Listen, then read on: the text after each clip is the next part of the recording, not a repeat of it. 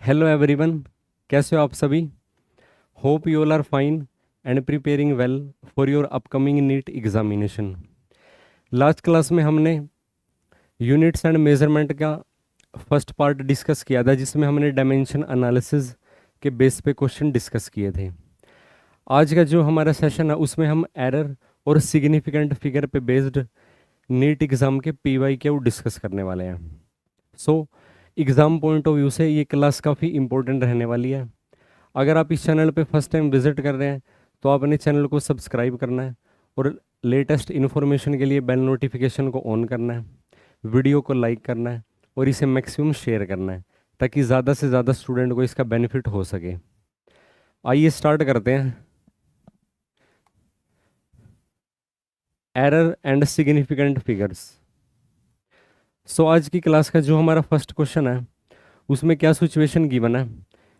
एक एक्सपेरिमेंट में जो परसेंटेज एरर दिया हुआ है, जो फिजिकल क्वांटिटीज रिप्रेजेंट की हुई हैं A, B, C और D, 4 फिजिकल क्वांटिटीज हैं, उनमें ना जो परसेंटेज एरर की वैल्यू है वो गिवन है। Then the maximum percentage of error in quantity x। अब यहाँ पे आप ध्यान से देखना, जो x क्वांटिटी है वो A, B, C और D 4 फिजिकल क्वांटिटी पर डिपेंडेंट है। उन चारों फिजिकल क्वांटिटी में जो परसेंटेज एरर है उसकी वैल्यू हमको गिवन है। सो x के अंदर जो परसेंटेज एरर होगा, सबसे पहले हम x की डिपेंडेंसी चेक करते हैं। x को आप कैसे रिप्रेजेंट करते हो, A² √B divided by quantity C raise to power 1/3 और ये लिखा हुआ है D का क्यूब। सो x के अंदर अगर आपको ना परसेंटेज एरर इवेल्युएट करना है, परसेंटेज एरर इन x, सो आपने इसमें ना डायरेक्ट फॉर्मूला याद रख लेना। आप इसमें a की जितनी पावर है उसको ना a के परसेंटेज एरर से मल्टीप्लाई कर दीजिए। a का जो परसेंटेज एरर है, a के अंदर कितना परसेंटेज एरर गिवन है, 1% एरर गिवन है। फर्दर b की पावर कितनी है, 1/2। यहाँ पे ना b का परसेंटेज एरर, b में परसेंटेज एरर गिवन है 3%, प्लस c की पावर कितनी है, 1/3 और c के अंदर जो परसेंटेज एरर है उसकी वैल्यू आपको गिवन है 4%, प्लस d की पावर है 3 और d के अंदर जो परसेंटेज एरर है वो है 2%। सो इस तरीके से टोटल एरर जब आप फाइंड आउट करोगे आपको क्या वैल्यू मिलती है, 2 प्लस यहाँ से आपको वैल्यू मिलती है 1.5 प्लस यहाँ से इसको फर्दर जब आप सोल्व करते हो आपको ये वैल्यू मिलती है 1.3 और फाइनली और ये आ जाएगा 6। अब आप इनको सबको ऐड करते हो आपको क्या वैल्यू मिलती है, 6 और 2 ये बन जाएगा 8, 9 और 10, ये अप्रोक्सीमेटली आपके पास वैल्यू आ जाएगी 10.8। अब आप देख लीजिए गिवन ऑप्शन में ना जो 10 के अराउंड आंसर है वो कौन सा है, वो है ऑप्शन नंबर A, यानी कि 10% is the required answer. So इस तरीके से आप ना परसेंटेज एरर की वैल्यू फाइंड आउट कर सकते हो अगर आपको ना एक डिपेंडेंट क्वांटिटी में जो परसेंटेज एरर है उनकी वैल्यू पता है। नेक्स्ट वन इज 4 क्वांटिटीज हैं A, B, C, D, उनको ना जो परसेंटेज एरर है, इस बार आपको ना ये परसेंटेज एरर गिवन है 4 फिजिकल क्वांटिटीज के अंदर A, B, C, D के अंदर। क्वांटिटी P को कैलकुलेट किया हुआ है। अब यहाँ पे जो सेम प्रीवियस क्वेश्चन था उसी की तरह ये क्वेश्चन है। जो क्वांटिटी P है उसको कैसे एक्सप्रेस किया हुआ है, A³ B² divided by C multiply with D। Again आपको ना P के अंदर परसेंटेज एरर की वैल्यू फाइंड आउट करनी है। सो जैसे हमने प्रीवियस क्वेश्चन में किया उसी तरीके से प्रोसीड करना है। इस क्वेश्चन में भी P के अंदर जो परसेंटेज एरर आएगा, percentage error in P, simply A की पावर को A के परसेंटेज एरर से मल्टीप्लाई कर दीजिए। A का परसेंटेज एरर है 1%, प्लस B की पावर को B के परसेंटेज एरर से मल्टीप्लाई कर दीजिए, वो है 2%। C की पावर 1 है, 1 को C के परसेंटेज एरर से वो है 3%। D की पावर 1 है, D का जो परसेंटेज एरर है वो है 4%। स्टिल इज इक्वल टू, ये वैल्यू आपको मिलती है 3 + 4 + 3 + 4 is equal to 14% is the required answer. यानी कि जो थर्ड ऑप्शन है वो क्या है, करेक्ट आंसर है। Hope you understand the concept. Next one is, एक स्टूडेंट है जो ना डिस्टेंस को मेजर करता है एक फ्री फॉलिंग बॉडी के लिए। एक बॉडी की जो मोशन है वो मोशन अंडर ग्रेविटी है, उसी को हम कहेंगे free falling motion. Initially at rest, उस ऑब्जेक्ट की जो मोशन है ना वो रेस्ट से स्टार्ट हुई है सिंपली। अगर आप देखोगे इनिशियली जो ऑब्जेक्ट था, ऑब्जेक्ट की इनिशियल वेलोसिटी 0 है और फाइनली उसने ना ग्राउंड पे मान लीजिए v वेलोसिटी से वो हिट किया, और जो उसने टोटल डिस्टेंस ट्रेवल किया उसको अगर आप h से रिप्रेजेंट कर सकते हो यहाँ पे। He use the data to estimate g। अब इस डाटा के बेसिस पे एक्सेलेरेशन ड्यू टू ग्रेविटी की वैल्यू को फाइंड आउट करना चाहता है वो student. If the maximum percentage error in the measurement of the distance and the time are E1 and E2, distance को जो h है यहाँ पे, अब h के अंदर जो मैक्सिमम परसेंटेज एरर है उसकी वैल्यू आपको गिवन है, यानी कि delta h divided by h multiply 100, ये वैल्यू आपको कितनी गिवन है परसेंटेज में, इसकी वैल्यू आपको E1 गिवन है। और उसके बाद h के साथ साथ जो मेजरमेंट किया हुआ टाइम का, मान लीजिए इसको टोटल टाइम ऑफ फॉल को अगर आप t से एक्सप्रेस करते हो तो ये बन जाएगा delta t divided by t multiply with 100 is equal to time के अंदर जो परसेंटेज एरर है उसको इन्होंने ना E2 से एक्सप्रेस किया हुआ है। ये वो टाइम है जितना इस ऑब्जेक्ट को ना ग्राउंड पे हिट करने के दौरान टाइम लगता है। Percentage error in the estimation of g, acceleration due to gravity के अंदर परसेंटेज एरर की वैल्यू फाइंड आउट करनी है।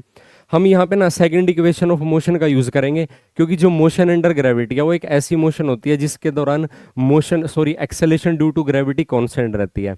S is equal to u t half a t square का जब आप यूज करते हो, जो वर्टिकल पाथ लेंथ इसने ट्रेवल किया है वो सिंपली अगर आप उसको एच से रिप्रेजेंट करते हो तो एच की वैल्यू आपके पास आ जाएगी यू टी, इनिशियल वेलोसिटी 0 है, टाइम की वैल्यू टी है, plus half of acceleration due to gravity वो जी आ जाएगा, ये बन जाएगा ओवरऑल आपके पास। अब यहाँ से जब आप ना ग्रेविटी की वैल्यू को फाइंड आउट करते हो तो क्या वैल्यू आती है, ट्वाइस ऑफ एच, और फर्दर यहाँ से आप कैलकुलेट कर सकते हो टी स्क्वायर। अब आपको ना एक्सेलेरेशन ड्यू टू ग्रेविटी के अंदर ना परसेंटेज एरर की वैल्यू फाइंड आउट करनी है, इस बात का आपने ध्यान रखना है। जो एक्सेलेरेशन ड्यू टू ग्रेविटी के अंदर परसेंटेज एरर है, जी के अंदर जो परसेंटेज एरर है उसकी वैल्यू क्या आएगी, सिंपली एच की पावर यहाँ पे 1 है, और एच के अंदर जो परसेंटेज एरर है उसकी वैल्यू आपको इधर रखी है E1, प्लस टाइम की पावर 2 है, और टाइम के अंदर जो परसेंटेज एरर है उसकी वैल्यू आपको इधर रखी है E2, still is equal to ये वैल्यू बन जाएगी E1 plus twice of E2।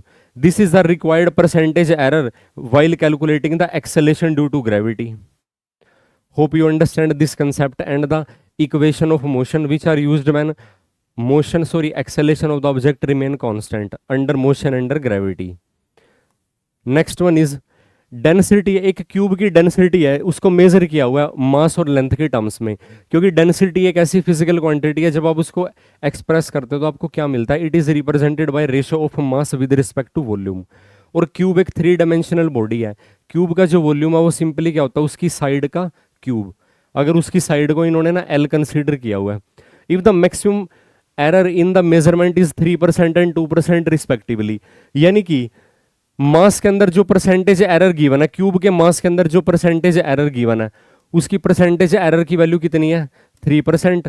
और जो क्यूब की साइड है, क्यूब की साइड को अगर आप ना L से एक्सप्रेस करते हो या A से एक्सप्रेस कर लीजिए, delta A divided by A, और इसको जब आप 100 से मल्टीप्लाई करोगे ये वैल्यू आपको कितनी गिवन है, 2%। अब आपको ना डेंसिटी के अंदर परसेंटेज एरर की वैल्यू फाइंड आउट करनी है। Now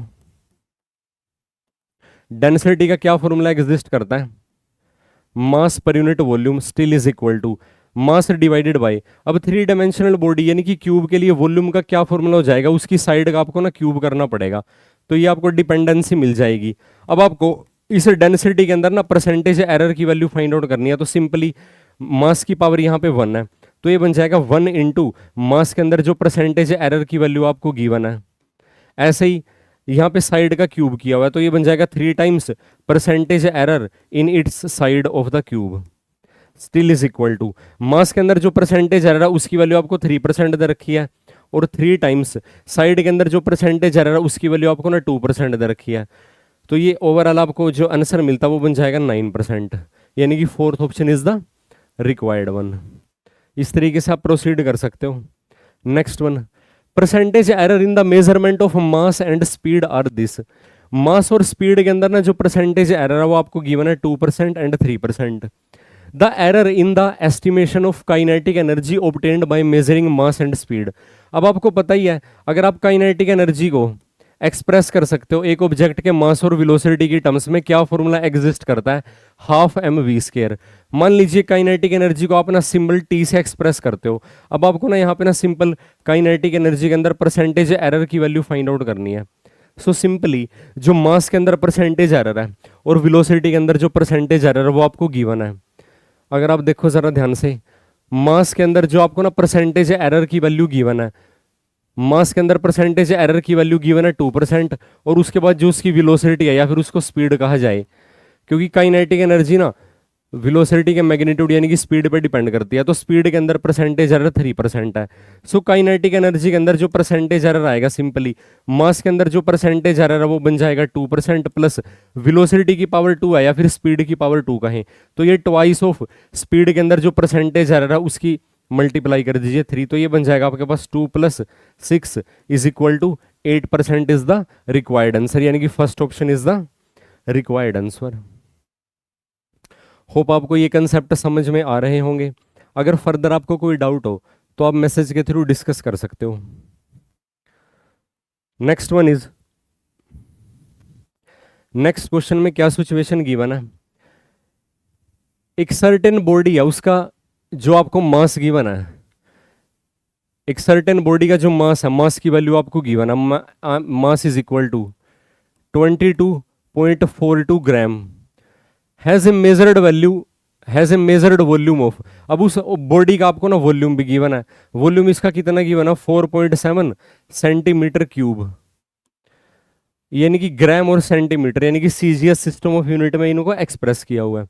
possible error in the measurement of mass and volume are, अब इनके अंदर जो पॉसिबल एरर है, पॉसिबल एरर का क्या मतलब है, मास की जब मेजरमेंट की गई तो मास के अंदर ना एरर भी एग्जिस्ट किया जिसको आप ना डेल्टा एम से एक्सप्रेस करते हो 0.01 ग्राम, और फाइनली वॉल्यूम के अंदर जो एरर की मेजरमेंट की गई तो एरर की वैल्यू कितनी मिलती है आपको 0.1 सेंटीमीटर क्यूब। इस तरीके से आपको ना मास की एक्चुअल वैल्यू भी गिवन है और आपको मास की वैल्यू के अंदर एरर की वैल्यू भी गिवन है। Maximum error in the density is, अब आप जरा ध्यान से देखना डेंसिटी को अपना कैसे एक्सप्रेस कर सकते हो, density can be represent the ratio of mass with respect to volume. अगर आप दो फिजिकल क्वांटिटी की रेशियो कंसीडर कर रहे हो तो आपको जो नई फिजिकल क्वांटिटी मिलती है उसके अंदर जब आप परसेंटेज एरर की वैल्यू फाइंड आउट करेंगे, यानी कि अगर आप ना डेंसिटी के अंदर परसेंटेज एरर की वैल्यू फाइंड आउट करना चाहते हैं यहाँ पे, तो अब एक ना फॉर्मूला एग्जिस्ट करता है, और वो फॉर्मूला क्या है अगर आप देखो जरा ध्यान से, ये बन जाएगा प्लस माइनस मास के अंदर जो एरर है ना उसको मास की एक्चुअल वैल्यू से डिवाइड कर दोगे, ऐसे ही वॉल्यूम के अंदर जो एरर है उसको वॉल्यूम की एक्चुअल वैल्यू से डिवाइड कर दोगे, और फाइनली ओवरऑल आप इसको 100 से मल्टीप्लाई कर देंगे, स्टिल इज इक्वल टू, अब मास के अंदर जो फ्रैक्शनल एरर सॉरी एरर दे रखा है वो आपको 0.01 डिवाइडेड बाय मास की एक्चुअल वैल्यू कितनी है 22.42 प्लस वॉल्यूम के अंदर एरर कितना है 0.1 डिवाइडेड बाय वॉल्यूम की एक्चुअल वैल्यू कितनी है 4.7, और आपने इसको मल्टीप्लाई कर देना 100 से।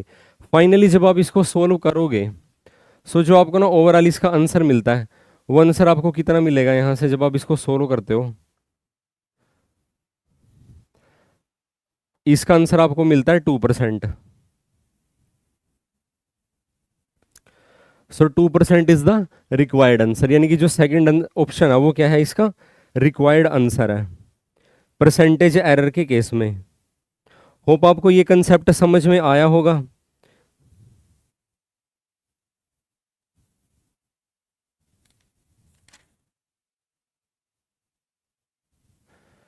नेक्स्ट वन इज, नेक्स्ट जो क्वेश्चन है, if the error in the measurement of radius of A sphere is 2%, sphere एक गिवन स्फीयर है उसकी रेडियस के अंदर परसेंटेज एरर की वैल्यू गिवन आपको, जैसे अगर आप एक स्फीयर कंसीडर करते हो, अगर आप उसकी ना रेडियस को स्मॉल आर से एक्सप्रेस करते हो तो रेडियस के अंदर जो परसेंटेज एरर है delta r divided by r, और इसको जब आप ना 100 से मल्टीप्लाई करोगे ये वैल्यू आपको ना 2 गिवन है, then the error in the determination of volume of the sphere. अब स्फीयर के वॉल्यूम के अंदर एरर फाइंड आउट करना है, स्फीयर के वॉल्यूम का ना क्या फॉर्मूला एग्जिस्ट करता है 4 divided by 3 pi r cube. इसका मतलब जब आप ना वॉल्यूम के अंदर परसेंटेज एरर की वैल्यू फाइंड आउट करोगे सिंपली जो रेडियस की पावर है उसको ना रेडियस के परसेंटेज एरर से आपने मल्टीप्लाई कर देना है, क्योंकि यहाँ पे जो 4 पाई डिवाइडेड बाय 3 है वो एक ना कांस्टेंट क्वांटिटी है, उसकी वजह से एरर नहीं इंट्रोड्यूस होगा। जो वेरिएबल यहाँ पे ना रेडियस है तो रेडियस के अंदर अगर एरर होगा उसके कोरस्पोंडिंग ही वॉल्यूम के अंदर एरर एग्जिस्ट करेगा। सो रेडियस के अंदर जो परसेंटेज एरर है उसकी वैल्यू आपको गिवन है 2%, 3 2 ज़ा 6% इज द रिक्वायर्ड आंसर, यानी कि fourth option is the required answer. So इस तरीके से आप ना, अगर आपको वॉल्यूम फाइंड आउट करना, इवन कि अगर इस क्वेश्चन में ना स्फीयर के सरफेस एरिया की बात करते हैं तो सरफेस एरिया ना रेडियस के स्क्वायर के प्रोपोर्शनल होता है। Surface area is equal to 4πr²। Surface area के अंदर परसेंटेज एरर कितना आ जाता, जो रेडियस का परसेंटेज एरर है उसका डबल करना पड़ता है, यानी कि 4% एरर आ जाता। एक क्वेश्चन और एडिशनली आप इसमें सोल्व कर सकते हो। Hope you understand the concept. Next one is, एक मेटल की वायर है, उस मेटल की वायर का आपको ना मास गिवन है, उसकी ना रेडियस गिवन है। क्योंकि जो मेटल की वायर है वो ना सिलेंड्रिकल शेप में एग्जिस्ट करती है कुछ इस तरीके से। सो जैसे उसका ना मास एग्जिस्ट करेगा और उसकी क्या एग्जिस्ट करेगी, रेडियस भी एग्जिस्ट करेगी। अब देखना जरा, मास की एक्चुअल वैल्यू एरर की लिमिट के साथ गिवन है, लेंथ की एक्चुअल वैल्यू, रेडियस की एक्चुअल वैल्यू एरर की लिमिट के साथ गिवन है। Maximum possible percentage error in the measurement of density will nearly equal to. Density के अंदर ना आपको परसेंटेज एरर पूछ रखा है, इस बात का आपने ध्यान रखना है इस वायर के लिए। अब डेंसिटी फाइंड आउट करने के लिए मास की वैल्यू तो आपको पता ही है, एरर की लिमिट के साथ। अब आपको ना वॉल्यूम की वैल्यू फाइंड आउट करनी है। वॉल्यूम के लिए आपको क्या करना पड़ेगा, इसके जो एरिया ऑफ क्रॉस सेक्शन है उसको ना लेंथ से मल्टीप्लाई करना पड़ेगा। यानी कि अगर आप यहाँ पे ना वॉल्यूम की बात करते हो, अगर आप ना डेंसिटी का फॉर्मूला लिखते हो वो बन जाएगा मास पर यूनिट वॉल्यूम। वॉल्यूम के लिए आप क्या करोगे, वॉल्यूम के लिए क्या करोगे, एरिया ऑफ क्रॉस सेक्शन को ना लेंथ से मल्टीप्लाई कर दोगे simply, still is equal to, तो डेंसिटी की वैल्यू तो ये बन जाएगा, और एरिया ऑफ क्रॉस सेक्शन यानी कि ये जो एरिया है, ये एरिया जो वायर का जो क्रॉस सेक्शनल एरिया वो ना सर्कल की शेप में होता है, सर्कुलर एरिया होता है, तो ये बन जाएगा pi square of the radius of wire into L. ये आपके पास ओवरऑल डेंसिटी का फॉर्मूला आ गया। अब आपको ना, क्योंकि परसेंटेज एरर की वैल्यू फाइंड आउट करनी है, डेंसिटी के अंदर आपको वैल्यू फाइंड आउट करनी है परसेंटेज एरर की। कैसे करेंगे, अब देखना जरा, मास का जो परसेंटेज एरर है डेल्टा m/m मल्टीप्लाई विद 100, एक तो ये वैल्यू, प्लस पाई की वैल्यू तो कांस्टेंट है, रेडियस का जो परसेंटेज एरर है उसका आपको ना डबल करना पड़ेगा, यानी कि twice of percentage error in the radius, यानी कि ये वैल्यू। और ऐसे ही ना लेंथ की पावर 1 पे डिपेंड करता है, तो लेंथ के अंदर जो परसेंटेज एरर है वो सिंपली इसमें ऐड हो जाएगा।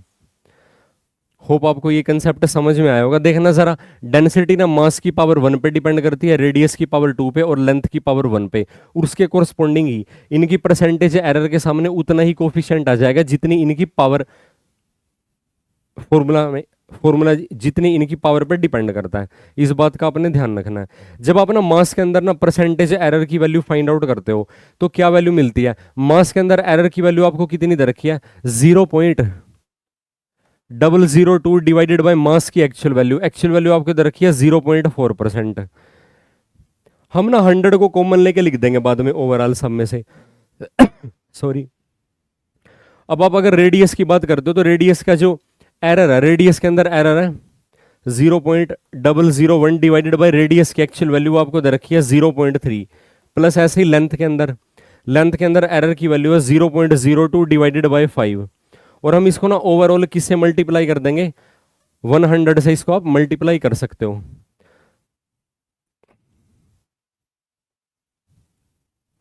वायर को हम यहां पे ड्रॉ कर देते हैं कुछ इस तरीके से ना, ये क्या है, इसका एरिया ऑफ क्रॉस सेक्शन है।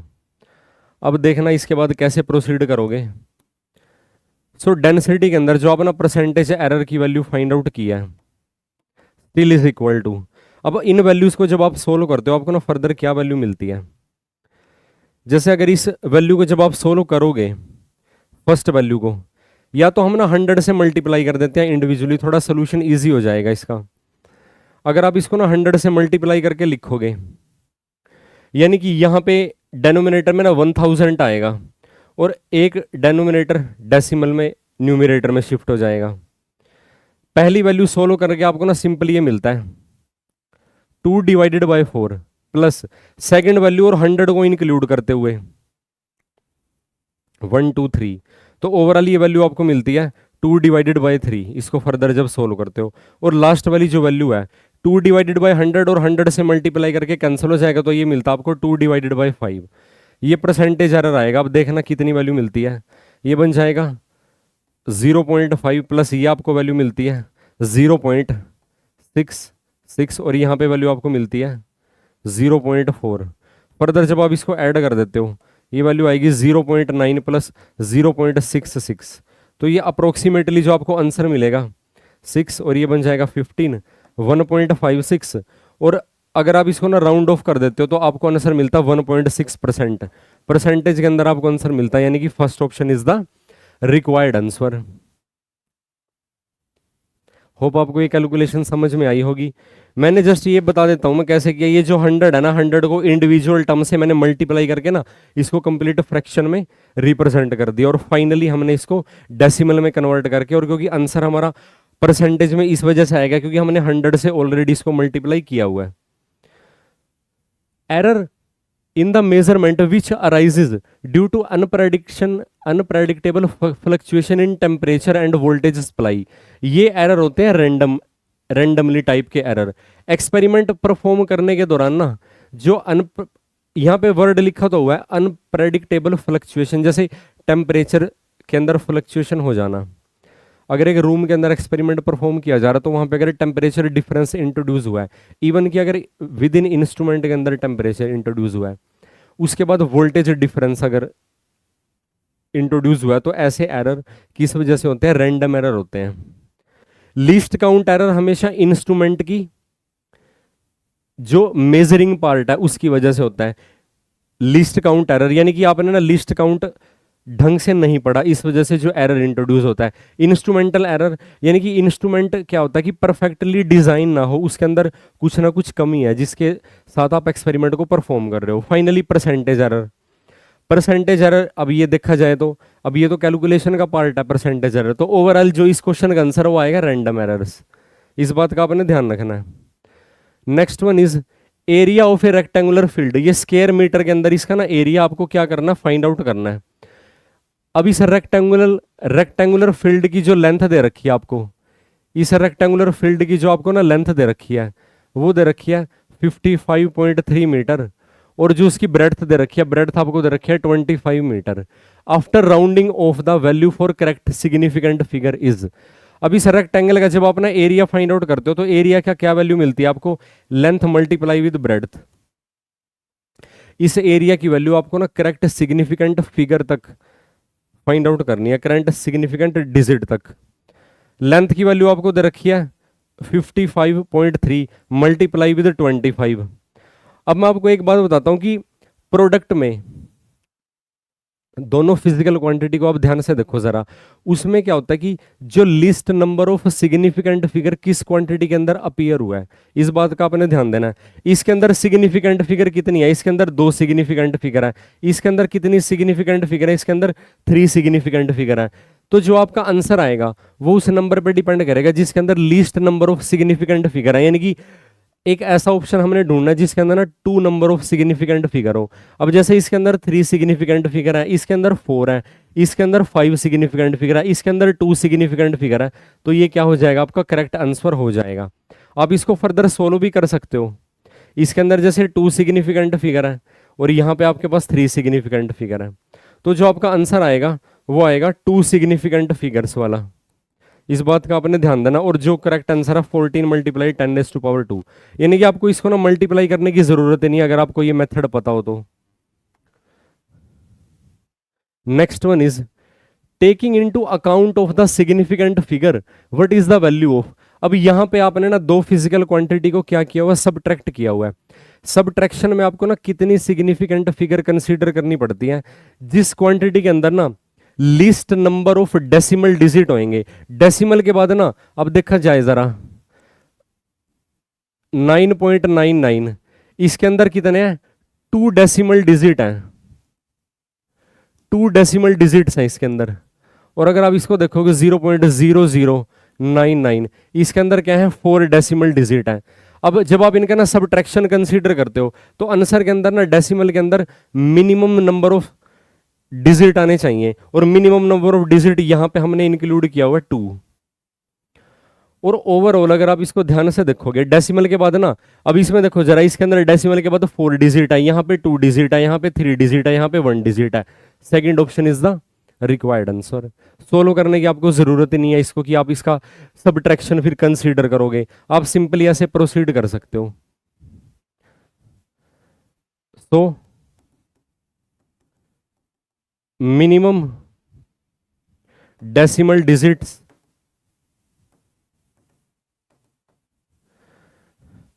Are present in answer, answer के अंदर minimum number of decimal digit present होंगे। सो फाइनली आज का हमारा सेशन यहाँ पे कंप्लीट होता है। होप आपको आज का सेशन समझ में आया होगा।